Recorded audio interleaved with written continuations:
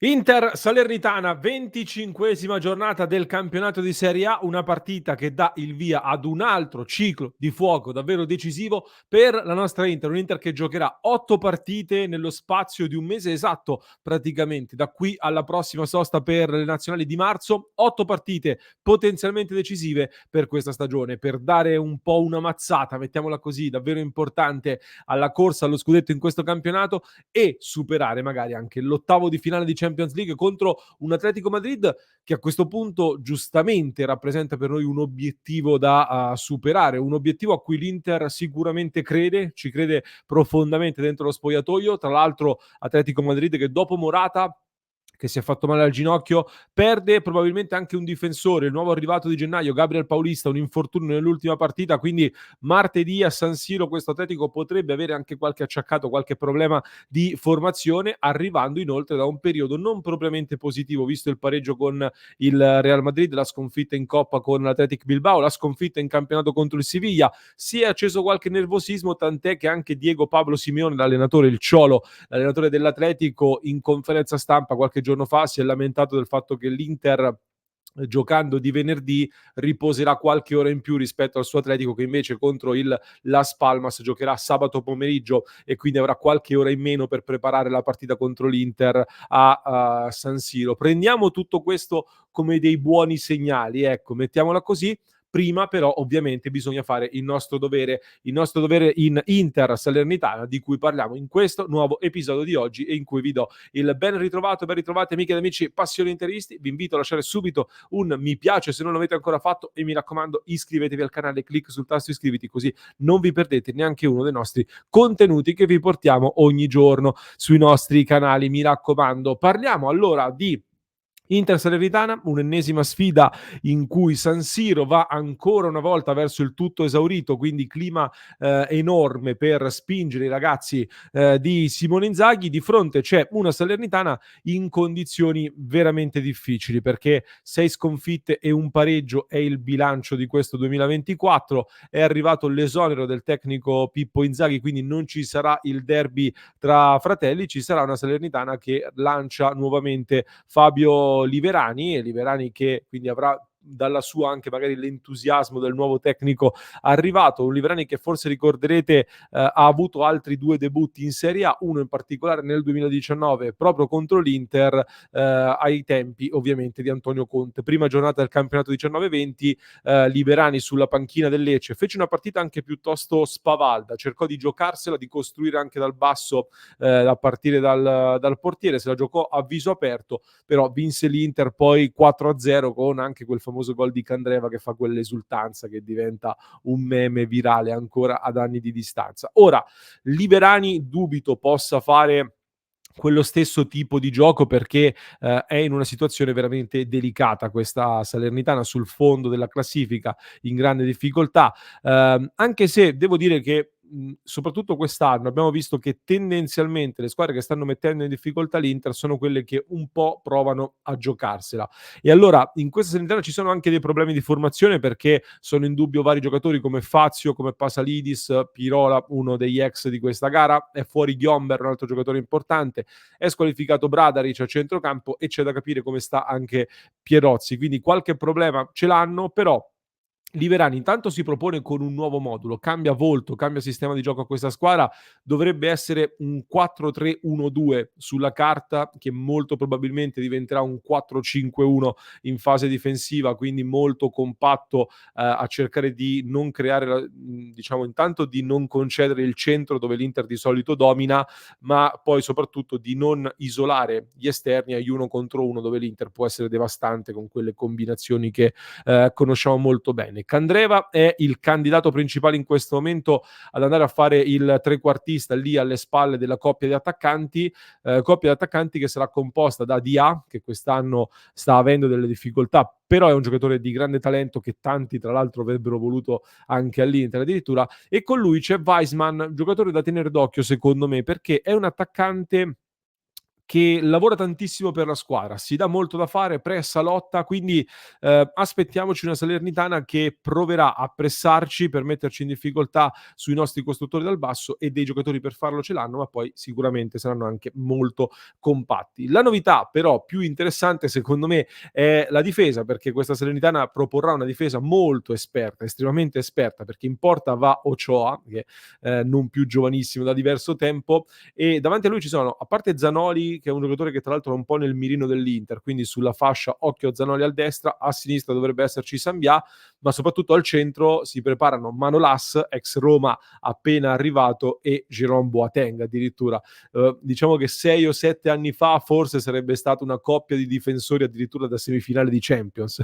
Mi sbilancio così, però ecco, sono passati 6 o 7 anni, quindi potranno essere aggrediti, immagino, soprattutto sulla velocità,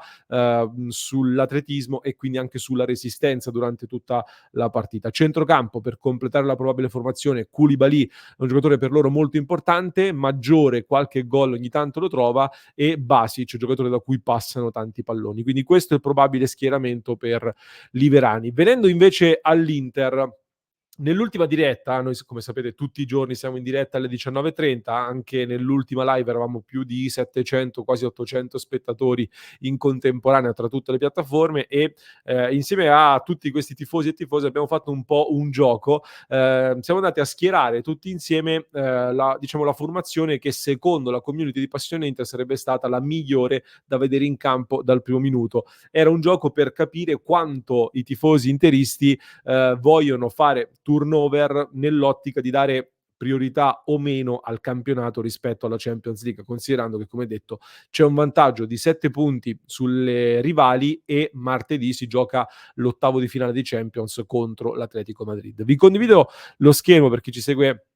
in video, ma lo leggo per chi ci ascolta in podcast. E questa è la formazione che la community ha votato, quindi da schierare contro la Salernitana, consapevoli che Acerbi è fuori per un problema al polpaccio e proverà ad esserci contro il Lecce tra 10 giorni. Frattesi invece è praticamente recuperato, potrebbe fare uno spezzone a partita in corso oppure tornare direttamente contro l'Atletico Madrid. E quindi la community di Passione Inter avrebbe schierato Sommer tra i pali, Bissek, De Vrij e Bastoni in difesa, centrocampo con Barella, Aslani, Klassen, quindi far rifiatare sia Çalhanoğlu che Mkhitaryan, questo è l'obiettivo della nostra community, con Dumfries e Carlos Augusto sulle fasce e Arnautovic, Thuram a comporre la coppia di attaccanti. Devo dire che questa è una formazione che in realtà non si discosta molto da quella che al momento si presuppone possa essere l'Inter nella mente di Inzaghi. Quindi nella mente di Inzaghi in realtà al momento, secondo quello che risulta, ci sono ancora dei ballottaggi, però non ci sarebbe Bissek ma Pavard, però anche qui è un ballottaggio aperto, quindi Bissek sarebbe in lotta con Pavard per quel posto sulla destra, confermati ovviamente Sommer, De Vrij e Bastoni, scelte quasi obbligate lì in difesa. Carlos Augusto fa rifiatare Di Marco, quasi certo lì a sinistra, così come Dumfries è estremamente probabile che parta dal primo minuto e tra poco ne parliamo. Mkhitaryan Klassen è un ballottaggio aperto da tener d'occhio, non è ancora certo che giochi Klassen, mentre Çalhanoğlu dovrebbe giocare, e soprattutto in attacco c'è Arnautovic quasi sicuro del posto, mentre Lautaro Martinez è in ballottaggio con Thuram. Si sta cercando di scegliere in queste ore chi sarà l'altro a comporre l'attacco. Quindi diciamo che rispetto a quello che chiede la nostra community, Inzaghi ha un Inter in mente abbastanza simile. Anche all'andata, devo dire, ci furono delle rotazioni. La partita che si giocò a Salerno, non c'era Bastoni, giocarono Klassen e Carlos Augusto all'inizio, c'era anche Sanchez tra l'altro dall'inizio. Il primo tempo, se ve lo ricordate, finì 0-0 e poi ovviamente lo ricordate, è entrato Lautaro Martinez che ne ha fatti 4. Ecco, Lautaro Martinez secondo me nelle ultime uscite non è apparso brillantissimo, devo dire. C'è da dire però anche che per come sta giocando Thuram in questo momento, con Thuram che fa più il riferimento offensivo e poi viene a svariare, però mediamente Thuram gioca più attaccante, più avanti rispetto a Lautaro Martinez. Numeri dati alla mano, sta giocando più lui da centravanti con Lautaro che poi fa gli inserimenti, approfitta dello spazio. Ecco, considerando questa cosa, visto che Arnautovic è praticamente certo di giocare, Lautaro Martinez mi sembra il miglior giocatore da affiancare ad Arnautovic. in questo momento, perché Arnautovic ti fa più da riferimento centrale, da boa, ed è Lautaro che poi approfitta del suo lavoro e si va a buttare nello spazio. Poi Dumfries, come vi dicevo, io sono d'accordissimo nello schierare Dumfries perché credo sia arrivato il momento di rilanciarlo definitivamente. Serve assolutamente avere un Dumfries a disposizione ed in palla in questa fase della stagione, e sinceramente voglio capire che tipo di problema sta avendo, se è un problema mentale, se è un problema di condizione, se è un problema legato al mercato, che cosa c'è. Quindi voglio testarlo in campo. Detto che nel finale della gara contro la Juventus a me Dumfries aveva dato delle buone sensazioni. Un discorso simile a Dumfries secondo me va fatto anche su Klaassen lì a centrocampo, serve anche lui ora in questo momento, quindi va schierato. Pavard invece, Pavard sta giocando tanto, anche lui, sta giocando tantissimo in questa fase, e quindi io dico, visto che si gioca in casa, si gioca a San Siro, un avversario comunque alla portata, un Bissek secondo me lì in difesa te lo puoi permettere, che non significa snobbare l'incontro contro la Salernitana, però credo che, per quelle che sono le caratteristiche, di questa partita, sarà una partita in cui l'Inter avrà il controllo del pallone, avrà il controllo del campo e del gioco. Quindi sono le caratteristiche migliori secondo me per mettere dentro anche Bissek, per aggiungere poi magari anche del peso sui calci piazzati che possono fare la differenza. E in generale comunque ecco, mi aspetto che l'Inter possa indirizzare la gara anche con delle rotazioni, senza dover schierare l'artiglieria pesante, diciamo così. Poi, facendo tutti gli scongiuri del caso, abbiamo visto che se anche le cose non dovessero andare per il meglio, c'è la forza oggi in quest'Inter per andare anche a ribaltare le partite con degli accorgimenti e anche con delle fasi di pochi minuti di grande pressing. Per cui si va in campo con grande fiducia, assolutamente. Inutile dire quanto conti comunque vincere questa partita, soprattutto da un punto di vista mentale, perché arriviamo da un momento in cui l'Inter sta dando una dimostrazione di strapotere, questa sensazione, e le avversarie stanno facendo sì un super cammino, però non riescono comunque ad avvicinarsi. Quindi vincendo l'Inter andrebbe a +10 in attesa che la Juventus giochi a Verona, una Juventus che comunque l'abbiamo vista subire queste sfide con l'Inter, ha subito il momento. Il Verona è una squadra in difficoltà, sì, ma che sta facendo sudare un pochino tutti, quindi attenzione. Il Milan ha l'Europa League e poi ci sarà la trasferta di Monza. A Monza diciamo che è un po' il derby del cuore per il Milan, però chi lo sa, magari dopo le fatiche di Coppa,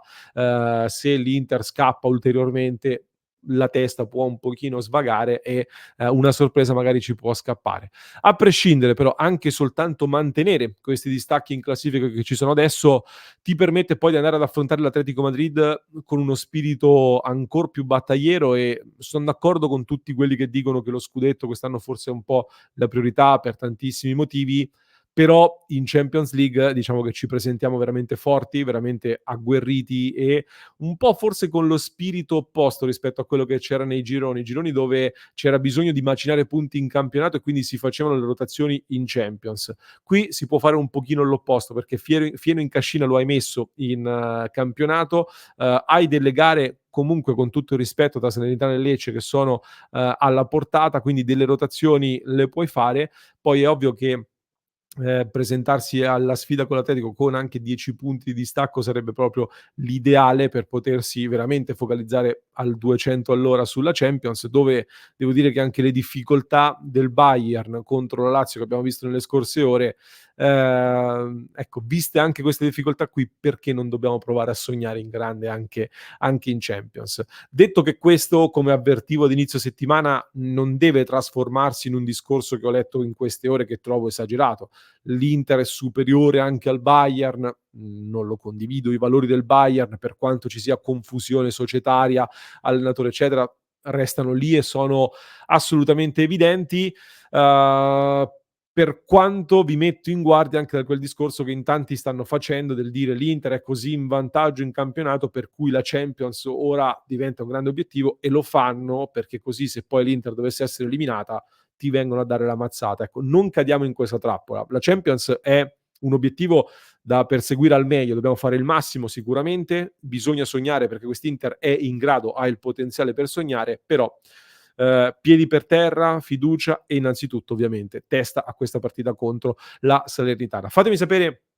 Che cosa ne pensate voi anche di questa probabile formazione? Come gestireste le rotazioni? Se volete scrivermi anche nei commenti la formazione che vorreste vedere voi in campo dal primo minuto contro la Salernitana, vi aspetto. Vi aspetto poi nel club di Passione Inter, dove come ogni giovedì alle 21:30 c'è l'appuntamento con il watch party. Ci guardiamo insieme stasera una partita, ci guardiamo insieme sul watch party di Passione Inter, quindi vi aspettiamo www.passioneinter.club per supportare il nostro progetto e per guardare partite, documentari, film, serie TV insieme a noi. Mi raccomando, vi lascio con un altro approfondimento che trovate in descrizione per chi ci ascolta in podcast. Per chi ci segue da YouTube invece vi basta cliccare qui.